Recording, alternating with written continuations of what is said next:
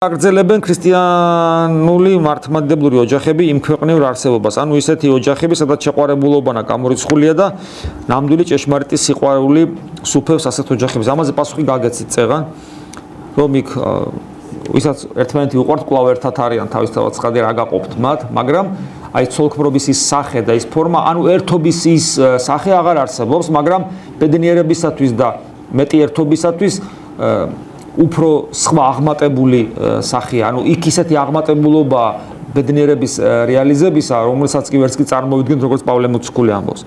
მარტონყოფელი სხვათა შორის ცოლქმრული ფიზიკური ერთობაც კი სწორედ ეს არის მცდელობა თუ ნამდვილი ქრისტიანული ოჯახია სულების ერთობის განივთებისა, სულების ერთობის მატერიაში რეალიზებისა, სულების ერთობის სიმფონიის გამამშვენებელი აკორდია. ამიტომ არის სიწმინდე ქრისტიანული ცოლქმრობა, გულისხმობ მათ ფიზიკურ ერთობას.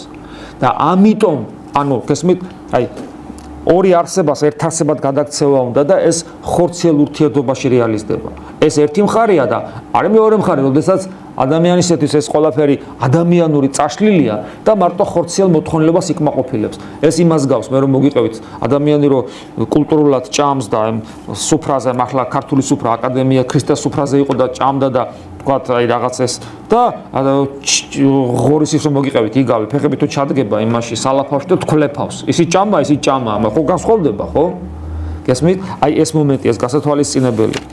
ამიტომ მარადისობაში კი ეს ერთობა სხვა ფორმებით ვლინდება, სხვა ფორმებში იძენს და ასე შემდეგ. მარტონყოფელი ბერების